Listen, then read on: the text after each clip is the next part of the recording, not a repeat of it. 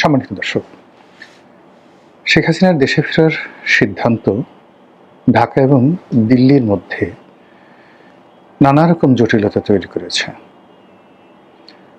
একই সঙ্গে আওয়ামী লীগ এবং বিএনপির মধ্যে যে সম্পর্ক, সেই সম্পর্কটা অনেকটা মুখোমুখি জায়গায় পৌঁছে গিয়েছে।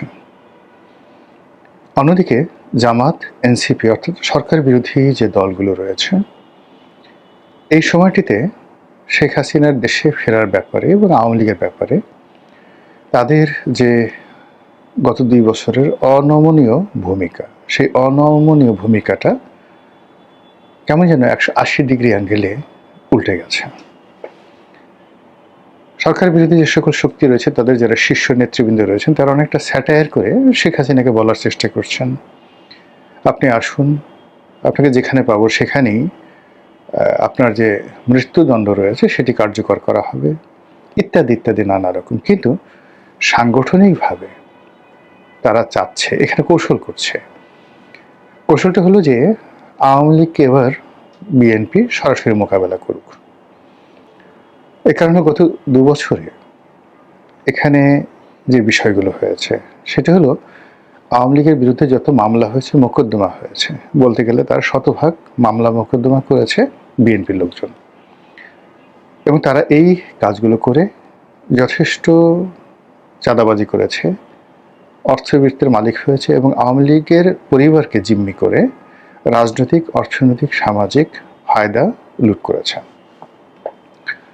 আর অন্যদিকে 32 নম্বর ভাঙা, তারপর বিভিন্ন জায়গাতে আওয়ামী লীগের লোকদের উপর মব করা, এরকম কিছু ঘটনাকে, যেগুলোকে সাধারণত জামাত এবং এনসিপি বিচ্ছিন্ন ঘটনা বলছে, কিন্তু এইগুলোকে ক্যাপিটালাইজ করে এমনভাবে প্রচার করা হয়েছে যে গত 2 বছরে আওয়ামী লীগের উপর যত অন্যায় হয়েছে, অবিচার হয়েছে, তা আসলে জামাত করেছে, এনসিপি করেছে।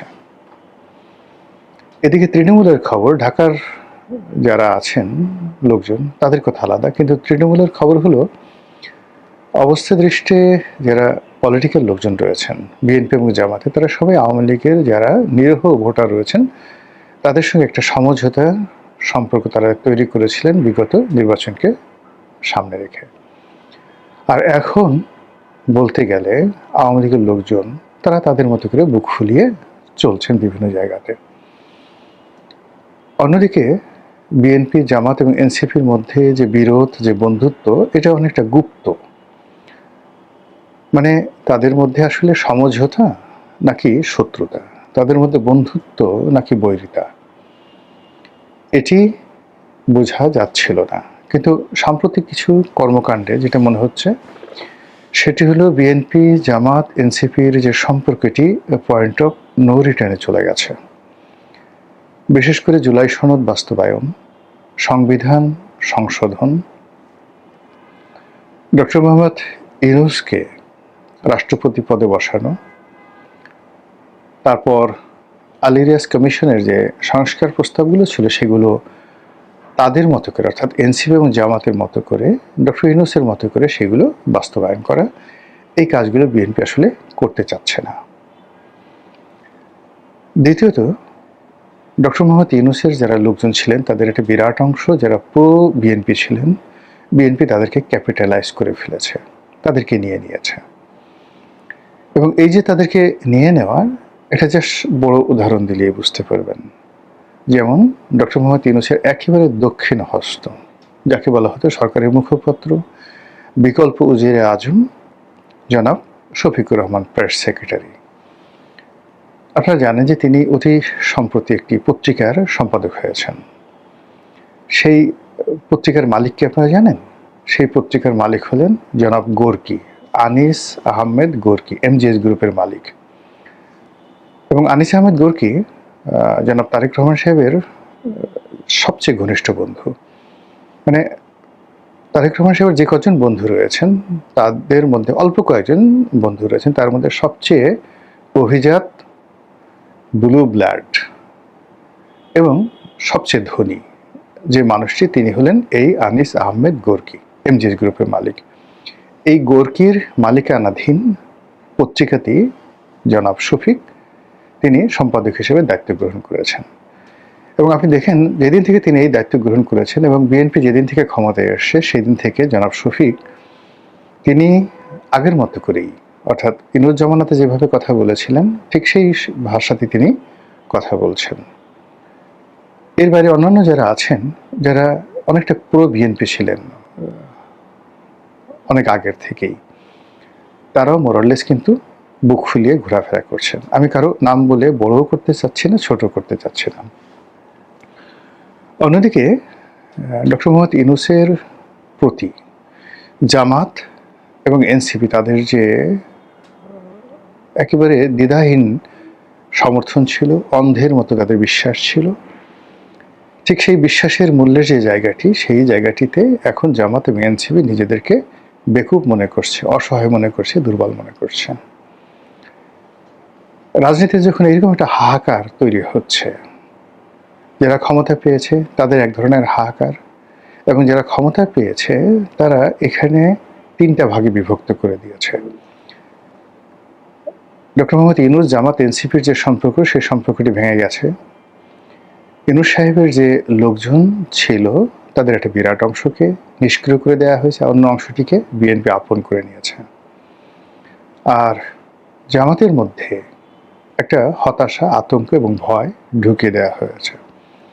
ঠিক এই সময়টিতে যখন শেখ হাসিনা বললেন যে আমি বাংলাদেশে আসছি এবং ডিসেম্বর মাসে আসছি, তখন সঙ্গত কারণে যেহেতু এখানে আলটিমেটলি একটা বিভেদ তৈরি হয়ে গিয়েছিল এবং এই বিভেদটা আর জোড়া লাগানোর কোনো স্কোপ আগামীতে নেই। তো সেই অর্থে সরকার, বিএনপির যারা সহযোদ্ধা রয়েছেন তাদের সাথে যমুনাতে বৈঠক করেছেন, খাওয়া দাওয়া করেছেন, আনাকুম জানাকুম সালাম আলাইকুম এরকম কথাবার্তা সেখানে হয়েছে। অনেকে গিয়ে অনেক বড় বড় দাবি দেওয়া পেশ করেছেন, অনেকে সরকারের মন্ত্রী এমপি হতে চেয়েছেন, আরও ইত্যাদি নানা কিছু, কিন্তু কাজের কাজ কিছুই হয়নি। এর কারণ হলো যারা গিয়েছিলেন আসলে তাদের মানে ওইরকম সাংগঠনিক ভিত্তি, পরিচিতি, সামাজিক যে কানেক্টিভিটি বা যাকে বলা হয় সুনাম সুখ্যাতি, বলতে গেলে একমাত্র মাহমুদুর রহমান মান্না ছাড়া অ্যাজ এ পার্সন ওখানে ওইরকম কেউ নেই যিনি কোনো একটা সচিবালয়ে টেলিফোন করবেন, বাংলাদেশে কোনো একটা ডিসিকে টেলিফোন করবেন, কোনো একটা জেলা শহরে একা একা যাবেন এবং সেখানে কেবলই মাত্র তার রাজনৈতিক ক্যারিয়ারের কারণে সম্মানিত হবেন, মর্যাদা পাবেন। কেউ তাদেরকে ভুয়া ভুয়া বলবে না, কেউ তাদেরকে অমুক চোর বলবে না, অমুক মানে তাদের এখন দেখেন যে এই সরকারের সাথে বন্ধুত্বের বেশে তাদের কাছাকাছি আছে বা কাছাকাছি বাইরে চলে গেছে, এরকম প্রায় সবারই এক একটা উপাধি আছে, বিভিন্ন রকম বাজে বাজে উপাধি আছে। তো সেই মানুষগুলো 000 একত্র করলে যেমন জিরো হয়ে যায়, অথবা মাইনাস মাইনাস মাইনাস যদি একত্র করেন তাহলে যেভাবে মাইনাসের সংখ্যাটা বাড়ে, তেমনি যমুনাতে যারা শেখ হাসিনার বিরুদ্ধে যদি জনমত গঠন করা, রাজনৈতিক শক্তি গঠন করা, এই উদ্দেশ্যে যমুনার সেই বৈঠকটি হয়ে থাকে প্রধানমন্ত্রীর নেতৃত্বে, তাহলে এখানে 000 হয়েছে অথবা মাইনাস মাইনাস মাইনাস হয়েছে। অন্যদিকে জামাত যারা আছে তারা আসলে কি করছে এটা সরকার জানে না, আমরাও জানি না। বহু আগে একেবারে ঠিক 2024 সনের দিকে আমার কাছে মনে হয়েছিল যে আগামীতে যে রাজনৈতিক মিত্রতা হবে, সেই মিত্রতা হবে জামাতের সঙ্গে আওয়ামী লীগের। আবার বিশ্বাস করেন এই কথাগুলো আমি এই ইউটিউবে বহুবার বলেছি, জামাতের সঙ্গে দিল্লির কানেকশন, জামাতের সঙ্গে আওয়ামী লীগের কানেকশন, এই কথাগুলো 2024 সনের সেপ্টেম্বর অক্টোবর মাসে বলেছি। আজকের দিনে এটার যে রূঢ় বাস্তবতা, এটা আমি না, স্বয়ং প্রধানমন্ত্রী বা বিএনপি যারা শীর্ষ নেতৃবৃন্দ রয়েছেন তারা এইরকম যাকে বলা হয় কথা বলা বলি করছে। ঠিক সেই সময়টাতে শেখ হাসিনা বাংলাদেশে আসতে চাচ্ছেন,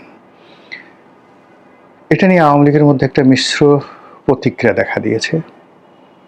তারা এখন কি করবেন, অনেকে যেমন খুব স্বপ্ন দেখছেন শেখ হাসিনা আসবেন, এটা হবে এটা হবে এটা হবে, তারা সবাই গণহারে জেলে যাবেন, অথবা অনেকে চিন্তা ভাবনা করছেন শেখ হাসিনা যেদিন আসবেন সেই দিন আসলে তারেক রহমান সাহেব আসার পরে যেভাবে পরিস্থিতি সব কিছু তারেক রহমান সাহেবের নেতৃত্বে চলে গেছে, নিয়ন্ত্রণে চলে গেছে, শেখ হাসিনা আসলেও একই পরিস্থিতি হবে, এটা আওয়ামী লীগের বিশাল শ্রেণী মনে করছে। আওয়ামী লীগের যারা একটু সমঝদার তারা চিন্তা করছে যে আচ্ছা ঠিক আছে, দেশের বাইরে পালিয়ে থাকার চাইতে এখানে এসে আমরা যদি জেলখানাতে থাকি, দেশে রাজনীতি করি, তাহলে অন্তত মুখ রক্ষা হয়। শেখ হাসিনা হয়তো মনে করছেন যে আমি আর বাঁচব কয়দিন, এই সময়টিতে আমি আমার দেশের মাটিতে থাকব, দেশের মাটিতে কবর রচিত হবে, এরকম একটা আকাঙ্ক্ষা তার মধ্যে আসতে পারে।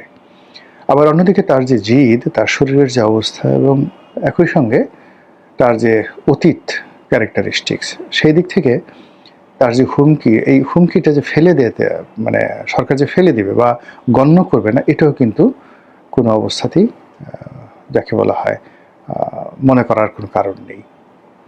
একেবারে সর্বশেষ যেটি, সেটি হলো দিল্লি। এখানে সরকারের সাথে কি খেলা খেলছে এটার উপর অনেক কিছু নির্ভর করবে। যেমন দেখা গেল যে প্রথম দিকে একেবারে দিল্লি এগিয়ে এলেন তারেক রহমান সাহেবের সাথে সম্পর্ক করার জন্য, কিন্তু পরবর্তীতে বিভিন্ন কারণে সেই সম্পর্কটা হলো না। তারপর চীন ভ্রমণের পরে সেই পরিস্থিতি একেবারে ইনুস জমানার মতো চলে গেল। আবার সাম্প্রতিক সময় দিল্লি আবার তারেক রহমান সাহেবকে সেপ্টেম্বর মাসে দিল্লি ভ্রমণের বিমস্টেক উপলক্ষে দিল্লি ভ্রমণের আমন্ত্রণ জানিয়েছেন। ইতিমধ্যে অন্তত বাংলাদেশের যে বিষয় নিয়ে দিল্লি এবং ওয়াশিংটন যে একত্র হয়ে গেছেন, ডোনাল্ড ট্রাম্প এবং মোদির মধ্যে হাজারো বিরোধ থাকা সত্ত্বেও বাংলাদেশের প্রশ্নে তারা ঐক্যমত পোষণ করছেন, এটা প্রায় নিশ্চিত।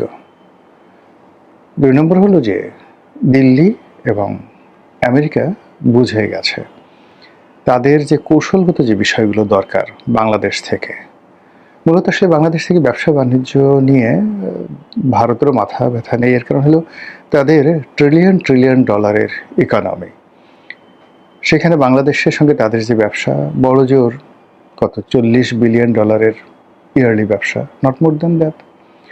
আমেরিকার সাথে আমাদের ব্যবসা বাইলেটারাল কত হবে, খুব অল্প, বড় জোর 20 বিলিয়ন ডলারের ব্যবসা। এর মধ্যে আমরা এক্সপোর্ট করি কত আর তারা ইম্পোর্ট করে খুব অল্প। তারা ইম্পোর্ট করে তারা এক্সপোর্ট করে খুব অল্প, আমরা এক্সপোর্ট করি অনেক বেশি। কিন্তু আমেরিকার ইকোনমির সাইজে এটা একটা পিনাটো না, সর্ষে দানা। তো কাজে এখানে ব্যবসা বাণিজ্য টাকা পয়সার চাইতে মিলিটারি অ্যাসপেক্ট এবং যেটাকে বলা হয় ভূ রাজনীতির যে গোলক ধাঁধা, কৌশলগত দিক, এটা বেশি গুরুত্বপূর্ণ, বিশেষ করে চীনকে মোকাবেলা করার জন্য। এবং আমেরিকার যে ইন্দো প্যাসিফিক নীতি এবং একই সঙ্গে মায়ানমার অ্যাক্ট বা বার্মা অ্যাক্ট, একই সঙ্গে দিল্লির 7 সিস্টার এবং চীনকে মোকাবেলা, এই 3টি বিষয়ে তারা বুঝে গেছে যে কৌশলগতভাবে পার্টনার হিসেবে বিএনপি তাদের কাছে শক্তিশালী নাকি আওয়ামী লীগ তাদের কাছে গুরুত্বপূর্ণ শক্তিশালী পার্টনার। 2 নম্বর হলো যে তাদের স্বার্থ স্ট্রংলি রক্ষা করার ক্ষেত্রে শেখ হাসিনা সক্ষম না তারেক জিয়া সক্ষম। অন্যদিকে জঙ্গিবাদ দমন, যেটিকে আমরা ফান্ডামেন্টালিজম বলি, এই ব্যাপারে ভারতের আতঙ্ক চরমে, আমেরিকার আতঙ্ক চরমে। তো সেই ব্যাপারে আওয়ামী লীগ এবং শেখ হাসিনার সঙ্গে আমেরিকা এবং দিল্লির যে সম্পর্ক, সেই সম্পর্কটি